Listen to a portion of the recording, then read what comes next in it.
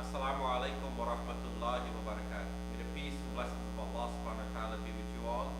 Good evening and welcome to the NIA Fireside Chat. This is our first in a series of gathering together every Thursday night to bring in our Jummah in the spirit of togetherness, in the spirit of family, to come together into your living room live from the NIA headquarters at Roosevelt Avenue in New York. We'll be in New Jersey, I should say. We'll be live streaming to your living rooms, and we hope that you'll be joining with us with your family in your sofa. Maybe grab a cup of tea. We'll share some ideas, some thoughts with our guests. We'll enjoy some enlightening knowledge, and inshallah, it will help us to stay together through the winter, and we'll be able to learn from each other. A couple of things I want to say is we have a live chat. You can ask questions on the live chat. Our producer will ask the questions, share your opinions during the live chat. Open to feedback, and your thoughts and ideas and your discussion on the chat room will make this even more livelier. It will make us feel like a community. Anyways, my name is Naira Al Latif. I'll be your host. With me tonight is Brother Baker Assaf, and I'm not going to introduce him. I'll ask him to introduce himself, tell us a little about his family, get to know him a little bit, and then inshallah we'll dive right into some of the questions. And as you hear the discussions, you can pose your questions on the chat and your thoughts and your comments. We won't feel offended. Share your ideas, share your thoughts, don't judge, and inshallah we'll move forward. So Brother Baker, thank you for joining tonight, and welcome you to the NIA and our first fireside chat, and we'd love for you to tell the audience a little bit about your background and your family. Okay. Assalamu alaikum wa rahmatullah. Jazakallah khair for having me, and for all the organizers and everything you guys are doing to put this together. I hope everybody's staying healthy and safe during this COVID time. Just a little bit about myself. I am a Palestinian background, born and raised in Patterson, New Jersey, something I'm very, very happy about. By the way, if anybody knows me, they know that I really reference Patterson a lot. You guys haven't seen that in some of the Cahoots quizzes, but I'm sure I'll throw that in there here and there. I am one of 12 siblings. I have 9 sisters and 3 brothers, alhamdulillah. And also, I currently am married, and I have 3 daughters, and I live in Clifton, New Jersey. And 2 of them are already starting school on Zoom, alhamdulillah. Just a little bit of the study background. I have a background in engineering, and I also did my MBA in finance at Fordham.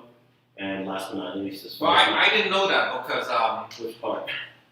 My background, I'm engineering and I have MBA in finance. Really? So it's total coincidence. There you go. That I didn't know either. And then, alhamdulillah, I went on to study with Al Maghrib Institute, my bachelor's in Islamic studies, and currently I'm doing my master's in Islamic finance with Guidance College in Houston, Texas, with Dr. Rani Kulab. So here we are, and that's really in a nutshell about myself, and I hope that this night provides to be an enlightening one for everyone and our guests online. Well, I think the audience need to know a little bit more than what you just told us. Okay. You're a big Giants fan. Oh yeah. All right, we're a big Giants fan. Yankees fan? Yeah, I'm actually a Giants season ticket holder. You're a Giants season ticket holder, so that's fine. And you're a big fantasy football guy. I am a huge fantasy football guy, but one thing I just want to scale back a second, I am not a fan. I don't like the word fanatic. I actually donate to them. Okay. My money is currently losing every year. Obviously, the Giants haven't been doing that well, but I'm a supporter. Okay. I'm a Giants supporter, and I'm a Yankees supporter. Obviously, I don't follow the NBA too much ever since the Nets left Jersey. So you can tell automatically I'm a very, very big New Jersey supporter. Our first camping trip as a family, I made the stipulation that if I'm going to organize it, it has to be a camp in Jersey. Fantastic. Yeah. Well, look, I know it's Thursday night. We're competing with your time. There's Thursday night football. The Yankees game is on. The NBA playoff is on. But we're not going to go long. We're only going to be going about half an hour. So nothing is going to change much in the game in half an hour. So let's spend some time together. We'll make it as interesting as we can. I'm going to start. You talk a little about your family. You know, you have 3 kids at home. Mm-hmm. I think a lot of families are struggling with the kids at home from Zoom school. Yeah. Parents are working from home, managing the regular home thing. Very, very stressful situation. You're probably like most other parents. How is it working out at home? How do you and your wife are managing the challenges? Are people tripping over each other? What's going on? And most importantly, what can we share with people like you that are experiencing this kind of stress in terms of how we should carry ourselves and operate? Well, you know, the number one thing is everybody should recognize that everyone's role in the home is just as important as the other. And if you take that, so if that lays the foundation, if you don't believe that your child's education is less important than your work, your wife's work, or your the chores at home and all of that responsibility, if you value all of those things equally, then you make adjustments to make sure everybody's valued in the house and nobody's left out. That's the most important thing. And it's understanding that everyone in the house has rights, right? And you learn this from the Sahaba as well, right? To understand that in this situation, managing your time and your space is very important. You have to get very efficient at it. When the Prophet ﷺ, he pairs Salman and Abu Darda as brothers, when they came together, right, he paired them. He would pair the companions to kind of give them this responsibility, grow together, and establish themselves correctly. Salman came to visit Abu Darda, and he's seen Abu Darda's wife. And he said, "Why are you dressed like this?" She was dressed very, very shaggy. And she said, "Your friend, your brother, Abu Darda, is not into this worldly life. He doesn't like these things." And then he said, "Okay." So when Abu Darda came, he offered him some food as his guest. He said, "Tfadal, eat." And he said, "You know, he said, I'm fasting today. I can't eat with you, but here's some food." He's offering some money. He said, "I'm not going to eat unless you eat with me." So he eats with him. And then as he's sleeping over his house. He sees Abu Darda wakes up for the midnight prayer, and he says, "Go back to sleep, Abu Darda." Salman sees him wake up. He says, "Go back to sleep, Abu Darda." So then he wakes again for the last part of the night prayer. He says, "Abu Darda, go back to sleep." He goes back to sleep. Then Salman wakes up Abu Darda and he says, "Wake up now, it's time for Salat al-Fajr." And then he said, "Listen to me, oh Abu Darda." He said, "Your body has rights over you, your Lord has rights over you, your guests have rights over you, and your family has rights over you. فَأُوتِي كُلَّ ذِي حَقٍّ حَقًّا." And give every one of these things rights, their rights. So for us as Muslims, you have to recognize this very importantly. In the household, the person that is the head of that household, Allah gave that responsibility to the man in our religion. So you have to make sure that you don't undermine anyone around you. So that's number one, is the respect. Number two is understanding that there's some people have limited space. Not everybody has a 2 or 3 or 4,000 square foot home. So you should be conscious of that space and utilize it very nicely. So for example, you could give the children who are on their Zoom meetings, get them, you have to invest in some technology. It's no secret there. Some headphones, some noise cancellation headphones so that they can focus in school. You may want to do the same thing if you don't have a dedicated space to work from home. Same thing for the wife or the spouse. You have to all designate certain space, and then you have to try to make it as portable as possible. Because one of the things, the pet peeves that some family members have is that it turns into a home office, and then it's a disaster. Then you can't even have guests come over. So try to make things very portable and adjust accordingly. And then the other thing I just want to touch base on is that being in each other's faces all the time. Yeah. Right? You have to recognize that this is an awkward situation. This hasn't happened. It's unprecedented.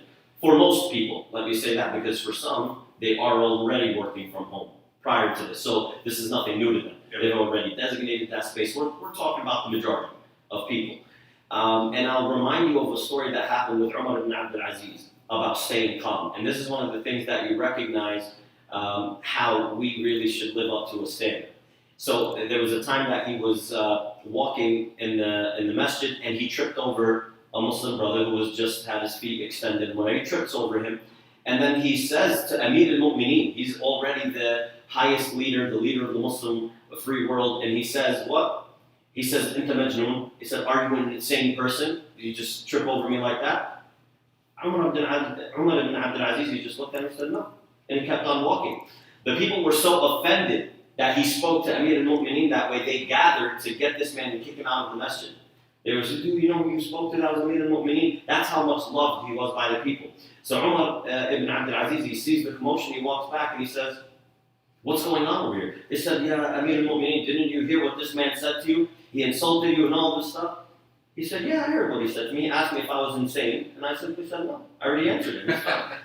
Just to show you. Well, I tell you, a lot of people go insane now in this crisis. But let me ask you a question. What spot do you have in the house? Who has the best, in your family, who has the best spot in the house? So, alhamdulillah, when we renovated, I have a designated office, but I don't think anybody has any best spot because we have 2 levels. And so, the children in one room, they get their schooling done. So, I consider myself very, very fortunate, alhamdulillah. And we try to give my wife as much space as she can because she's not used to me being home. Yeah. Right? So this is kind of something. I'm not even going there. I'm not even going there. No, because that's her domain. I can tell you, for all honesty, over the last 6 months, I had the worst spot. You did? Yeah. Oh boy. But that's no secret. But that spot put me in harm's way with my wife, right? So I was in her space most of the time, which is not good. That is a dangerous area. Let me switch up a little bit. A lot of our community, a lot of our seniors or members, they can't come to Jummah. They can't come and pray Salah. You see, we have a big space for our sisters. They normally come and pray, they make Jummah. They can't come to the programs at the masjid. Winter's coming, it's getting cold. People are going to be locked up inside again. It's going to get more stressful. Yeah. Right? There are talks about the virus increasing. In the zero with pandemic in the history, how are we going to stop people from going mad? How are we going to stop people? How do we maintain sanity in this environment? Right? Because we're starting to hear people getting depressed. We're starting to hear people have relationship issues. People getting angry with each other. Yeah. What advice are you going to give as we go into this winter season? Alhamdulillah, we take advice from our elders, and it's a 2-way street. We exchange it. And one of the things is that clearly the elders are not in tune with the younger generation, but also they have all fake IDs and they'd be able to get in the masjid easily. But on a serious note, it's not the end of the world. First, recognize that the Prophet ﷺ said, and this is not to demean anyone's situation, but the Prophet ﷺ said that a mu'min does not go through any type of stress, any type of anxiety, any type of hardship, any type of trial, except that Allah is purifying from their bad deeds. So he's teaching us to be optimistic. That's the first thing you have to recognize. Yeah. And he taught us that if you ever wanted to measure yourself in terms of your situation that Allah put you in the dunya, in this world, he then gave us the litmus test. And the litmus test, he said, look at those who are in a worse situation than you. And, as Americans, we have to be saying, alhamdulillah, unlimited amount of time, because why? We're kind of spoiled in a certain way, right? You look at the situation that's going on in Yemen, you look at the situation that's going on in Syria and in Kashmir and in China with the Muslims there. That's a tough situation. Yeah. And that immediately makes you start saying, maybe I don't have it so bad. So it makes you first recognize that Allah did favor you so much and you have a lot to be thankful for. That doesn't undermine the problems that you're going through, right? So the first is also recognizing that you may not be in the worst situation. Number 2, understand that that certain public areas may be limited for the elderly people, but not all. It doesn't mean that your family members are limited. You can still visit your family. Obviously, you should take precautions if you're somebody who's more vulnerable, right? Talk to, maybe if you have a medical care provider or a doctor, speak to them. But it seems that all of the knowledge that's out there regarding visiting in COVID, you're allowed to visit your family and things like that. So you shouldn't isolate yourself only to these public gatherings. Maybe this is the time to reestablish your relationships with your family, maybe your children, maybe your grandchildren. Some of you have just been thanking Allah, you got your children married and they're out of the house and now it's free time. That's true, actually, yeah. Right? Maybe that's the time you have to stop thinking that way and you have to now bring them back. Invite people over. The third thing that Salman mentioned, and the Prophet ﷺ, when he heard the statement Salman said to Abu Darda, I never finished that, he actually said Salman spoke the truth. And the third thing he said, your guests have a right over you. Yeah. That means as Muslims, when was the last time, even in COVID, when was the last time we had guests over? You don't have to meet up inside the house, yeah, right? And that's the parks, we're lucky we have parks. And a lot of us have backyards, right? Yeah. We don't make use of it a lot of time, right? So we can Yeah. make use of that stuff. And I'll give you a perfect example of that. One of the things that some of the guys in my halqa that I do with some of the youth in Patterson, they were messaging me over the summer saying, hey, when are we getting back together? Yeah. And the problem is anybody who knows about the meetings that we have with them over the last few years, it would actually be in Dunkin' Donuts. Right. There's a free advertisement Yeah, for yeah. it. Right? So, They get free coffee, right? That's why you know, go we free do not. coffee. We pay for Okay, everything. okay. And we sit there and we give a little, you know, a little speech about Islam and, you know, developing them Yeah. and whatnot. And interesting, we can't do that right now during COVID. So what we did, we improvised. We go to a park, right, a local park in Interstate County, and we go before dawn, you know, before sunset, because that's when most of the parks close, and we organize there. And I just pinpointed a location on Google Maps. I said, guys, this is where we're meeting for 20, 30 minutes. Make it easy. Why am I saying this? Because when Allah Azza wa Jal, when in our lives when we see one door closed, another door is open. Yeah. You just have to look for that door. So maybe you can't come to the masjid, but what did you do in place of that? Maybe you couldn't attend Jum'ah prayer, but what did you do in place of that? By the way, I'm not promoting bid'ah. Right. But there's so many things that you could do in terms of worshiping Allah that you can, you know, don't look at just the immediate things. Allah Azza wa Jal put this situation on earth, and He knows that we can handle it. Because Allah said He will never test us with a situation beyond what we can handle. And then the last point I just want to mention is that some people actually did fall into some sort of state of depression. Number one, I see a lot of people arguing back and forth in unhealthy manners that this is something that's fake. No, mu'min will never be depressed, and you know, this is all in your mind. The first thing I want to say is you're being very mean. You're not acknowledging that even the Prophet ﷺ recognized depression. And he even recommended that for somebody who is depressed, that they hit that state, unfortunately, they should actually have boiled barley. That's a hadith from the Prophet. So two things we know from that. One, he's giving you a remedy, home remedy.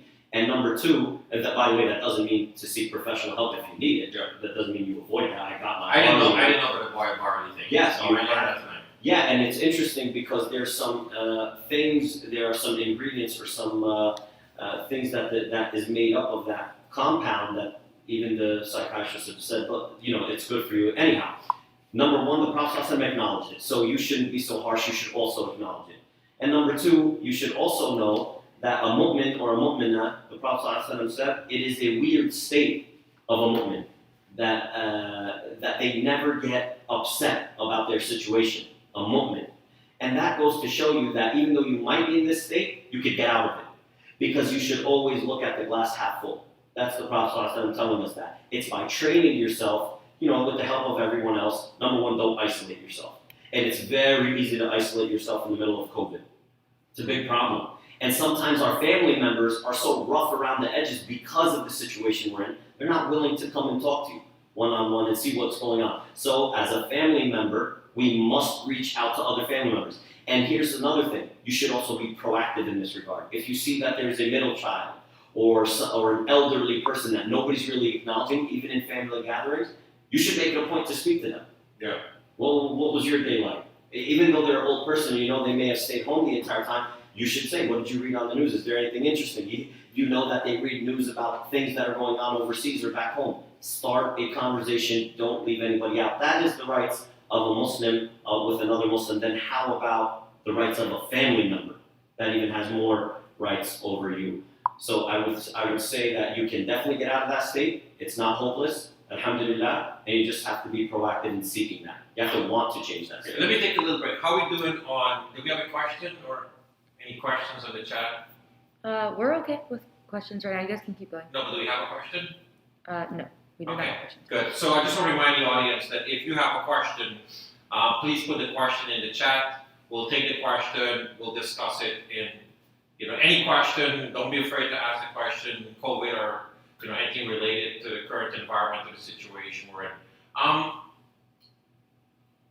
We've had a number of, we've lost a number of members of our community here during the COVID. I don't know if you've had family members that you've lost or friends or stuff like that. And unfortunately, you know, in this situation, we haven't had a lot of time to really grieve as a family, as a community, and to get over that period, right? So people have been alone. They haven't had that support. How do we deal with that? It's tough. There's no one answer for that, but I can tell you, don't cop out and take the easy way. And the easy way is just sending a text. And it seems that that's what most people are doing. They know that they can't attend the funeral. They know that they're not able to attend the wake to give their condolences. So they send a text, hey, I'm sorry, this. But there's no sincere follow-up. So you can imagine as somebody who lost somebody very close to them, a loved one, to just receive 50 text messages and you're alone looking at your phone, it doesn't really help with the situation. So I would say that now that the situation has eased up quite a bit, I found that there are people are responding to this in different ways. There's the ultra-conservative people on one side of the scale, and there's the people who could care less on the other side, right? So there are those guys who don't care, have not cared since the beginning. And unfortunately, and I've heard this, everybody knows someone like it, they think it's a hoax, they think this is fake news, and it's not real, and at the end of the day, we know it's real. And but you have these people who they're just here, and you can keep trying to talk to them. Doesn't mean to give up on them. You can still try to show them your data and whatnot. And then you have the other people who are afraid of everything, and they're afraid of leaving their home, for crying out loud. Us as Muslims, in any time, we always know that there's a middle path. One, don't break any laws, obviously. Number two, now that the situation has eased up, I would say your hujjah, your excuse for now not visiting somebody and giving your condolences to somebody who's passed away, you don't have that excuse as much as you did 3 months ago. I want to reiterate that certain things in our religion are actually wajib, are actually required. And even the scholars debated whether your prayers, your 5 daily prayers for the male, is actually required in the masjid. There was even a debate about that. And even though the stronger opinion is that it's highly recommended, the fact that it's even debated shows you how important it is to pray in the masjid. So maybe now us as Muslims, we need to acknowledge that we need to give ourselves a shock. That, okay guys, yes, COVID's not over, winter's still approaching, but the fact that the laws are now allowing us to give our ibadat and deal with family members who've passed away and meet with them and grieve with them, you need to start doing that. And the problem is you have to break out of a habit that we've established over the last 6 months, and you have to go back into the community habit. We were a very well-established community before COVID, and this is not going to change that. If it changes it for the worse, then we're a community who failed the fitna. Because Allah says that the one in the ba'd al-usri yusra and in the ma'al al-usri yusra, that within every hardship there is an ease, you have to look for it. And after every hardship there's an ease.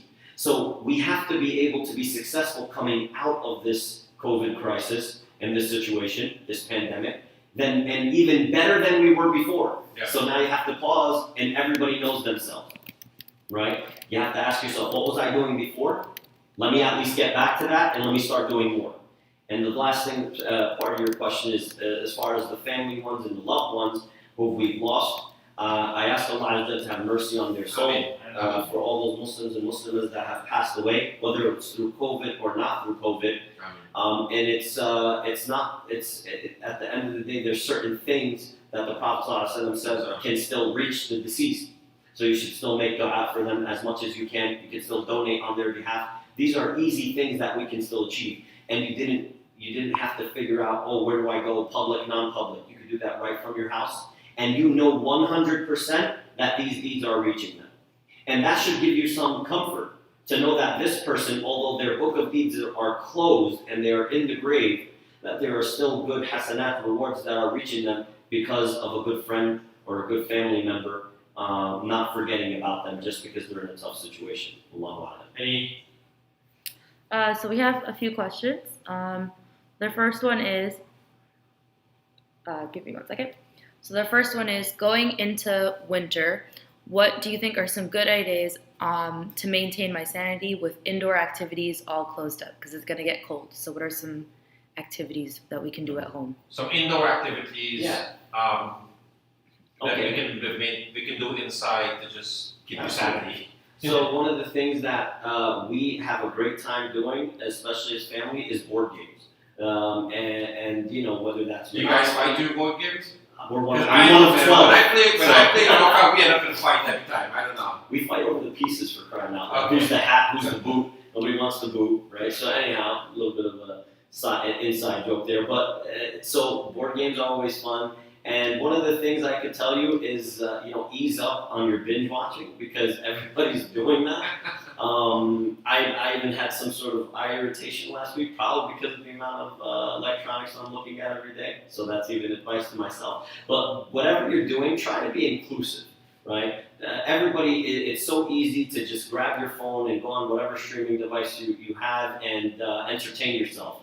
And because of that instant gratification you're getting, it becomes a hurdle to get yourself out of that situation, right? And so one of the things I like to do is to try to do things that are involving the entire family, and even between spouses. The Prophet Allah Azza wa Jalla mentioned in the Quran, in Surah An-Nur, that there are 3 times that are restricted for the parents. And actually, your children are actually sinning by disturbing your parents during these 3 times.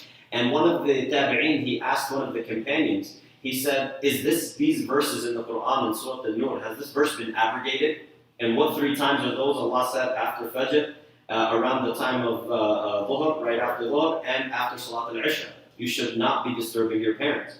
Unless obviously there's a different habit that you guys are accustomed to. However, he said, has this verse been abrogated? He said, no, why would you think it's abrogated? He said, I don't find anyone following it. And it's at the time right after the generation of the companions. So why am I saying this? Because spouses, we're almost like figuring out a way to give each other space, but we're forgetting that you should also spend quality time with each other. And like my wife reminded me, right, a couple weeks ago, watching a movie is not quality time with each other. And that for me was like, My wife reads now we gotta to me. talk. My wife reads to me after Isha, but I fall asleep when she's reading. That's beautiful. That's quality time. It's a bedtime No, but story. it really takes a while. Oh, really? In the morning, I don't know what she said. That's terrible. That's the problem. I thought that was a good, nice story. I'm actually gonna tell my wife to do that. But do we have another question? Yes, we do. Oh, and just on a side note, you're in Jersey, you're in the Northeast. Do not be afraid of outdoor activities, even though it's cold outside. Be creative, put a jacket on, and get outside. It's good for you. But anyhow, go ahead. So we have one commenter that says, I've been using this extra time at home to stay on top of my 5 daily prayers, but what more can I work on to take advantage of and deepen my connection with Allah? MashaAllah. Number one, I don't want to be a hypocrite and tell you to do things that I'm not even doing. But one of the practices of the companions, a lot of them used to look forward to the short days, right? Because they used to take advantage of fasting during those days. They used to, because it was very easy. By 4:30, 5 o'clock, you're already broken your fast. So a lot of them would take high advantage of these days to fast. And a lot of them would take not them, but us as Muslims, we should also try to establish our relationship with the Quran. Some of the scholars have even mentioned that if we don't complete the Quran in 40 days, we're sinning. That's a scary thought for the entire ummah, because for myself, for everyone. So I think establishing our relationship with this Quran al-Kareem, Allah's words, is probably the next most important thing you can do after, in terms of your ibadat, after you've established your 5 daily prayers. But never forget that Allah Azza wa Jal always pairs His ibadah with obedience to your parents. So one of the things I will also stress is that you should be very, very mindful. Make dua to Allah that you're from Ahl Birr al-Walidain, from of the people who are showing excellence towards your parents. And we should do things even out of the ordinary for your parents. So to make sure that they know that you've acknowledged that you're trying your best to be the best daughter or son you possibly can be. So after your 5 daily prayers, I would say make sure 100% you've got your mom and your dad down packed, like on all circumstances. And then obviously try to establish a good relationship with the Quran, reciting it, and also its meanings. Just recently during COVID, what we started doing is giving tafsir of Juz al-Amma, and people are like in awe-dropping moments that they didn't recognize that these chapters they're reciting in their daily prayers have so much depth and so much meaning. And it gives you that much more tranquility in your prayers, those 5 daily prayers that you're already establishing. Allahu A'lam. I mean, you're talking about fasting, and I was very happy today. I came to the masjid and found out that the young brothers have got together. They fasted on Thursdays, and they come to the masjid and they break fast and they have dinner together. You know, it's Because just it's paid for. Yeah, No, no. I'm kidding. I think they sum it up for themselves. Yeah, But it's good that they find the time. They use the shorter days. Even in this environment, and that's really good. It's very impressive to hear that. The other thing I want to give a plug for is, what we also do it on Sunday morning. For those of you who don't know, that Sheikh Dawood do tafsir at 6 o'clock on Sunday morning, and you can go to the NIA live stream and join the tafsir session. He's in Surah Yusuf, and you can learn a lot just being from your home. You don't have to be in the masjid. And it's another opportunity to really increase your knowledge and your understanding of the Quran. We're coming closer, and the one thing I want to get to is, look, we can sit here and whine and complain. We don't know how long this situation is going to last. Yeah. We can struggle through every day. Or we can kind of look and say, maybe next year, time like now, vaccine, we're done, we've moved past. New Yorkers, Americans, we've got short memory. We're back into the summer, and COVID was something in the background. And we ask ourselves, did I really make use of the best of this opportunity? Right? Because when you're in it now, all you're thinking is about when the hell we're going to get out of it. Yeah. Right? You're not really focused on what I can do. But time goes by very fast. And we could be sitting here next year, summer, inshallah, forgetting about this thing. So, how do we make use? What are things we can do to say, you know what, I went through that year, and despite the difficulties, I seized the opportunity, and I did some positive things, and I know we may never get back a pandemic, Allah bless us, but I did the best I can during that period. How do we seize on that opportunity? Like you said, the number one thing is recognizing that you want to look back at this day. If you're still alive, may Allah give us health and good life. And say that I accomplished ... And one of the things that when we were studying one of the the characteristics on manners with Sheikh Umar Suleiman, in order to actually establish that we changed from taking his class and learning with him, he actually had us write down certain things and write a letter to ourselves and mail it out to ourselves. Yeah. And so even though it would come through a few days later or whatever, it's just that the fact that you wrote it down, you're more likely to accomplish it. And I'm not saying to write a letter and mail it to yourself. I'm saying to write it down and put it in an area that you won't forget. Maybe you put a daily reminder on your phone. You should use the technology around you to better yourself and your relationship with Allah and the people around you. So ask yourself, what do you want to accomplish? Do you want to memorize a juz'at? Do you want to memorize just one or two chapters in the Quran? Do you want to be somebody who fasted Mondays and Thursdays? Do you want to be somebody who fasted just the 3 white days of every month, which is the middle of the lunar month? And you have to ask yourself, what is it that you want to accomplish? And everyone's different. Do you want to establish a better relationship with your grandkids, with your grandparents, with your loved ones, your siblings? Maybe this is time to say, you know what, I detoxed myself from the electronics for a certain period of time, and you can establish that. Maybe you want to be somebody who works out. Maybe it doesn't matter. But whatever it is, I would say you write it down.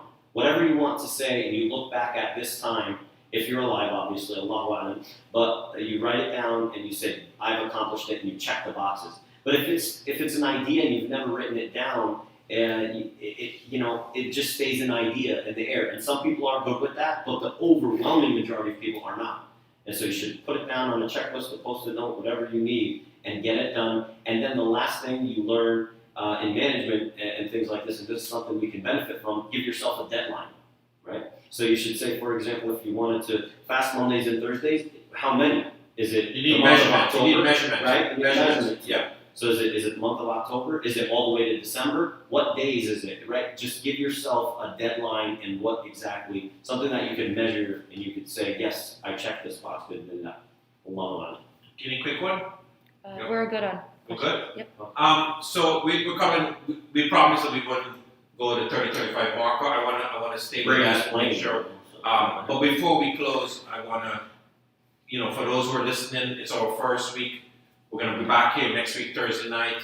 We want to keep this very interesting. We want to keep it topical. What are we thinking about talking about next week so our viewers can have a chance to think about it? We're going to have, I think we're going to put an email address that you can send your comments to ahead of next week, some of your questions. But give us a sense of what we're going to talk to next week, and we can ask our viewers to send emails or ideas that they want to hear. Yeah, this is an important one, and the reason is because a lot of people who are single have never seen the likes of this situation before.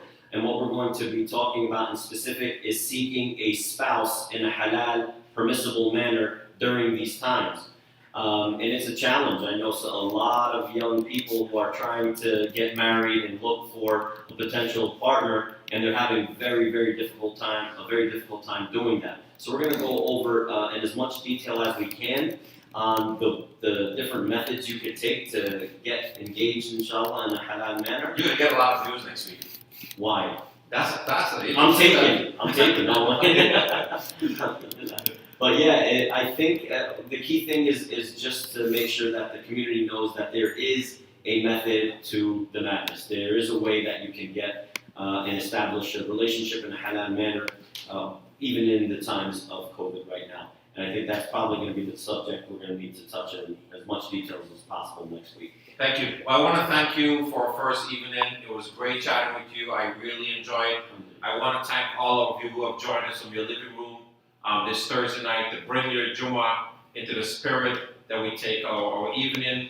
I just want to say, if you're closing off, maybe a good thing to do is pray Salat al-Isha with your family. If you haven't prayed Salat al-Isha yet, that'll be a good thing. And send your questions in. info@niamasjid.org. That is info@niamasjid.org. Thank you. God bless you. Assalamu alaikum wa rahmatullah.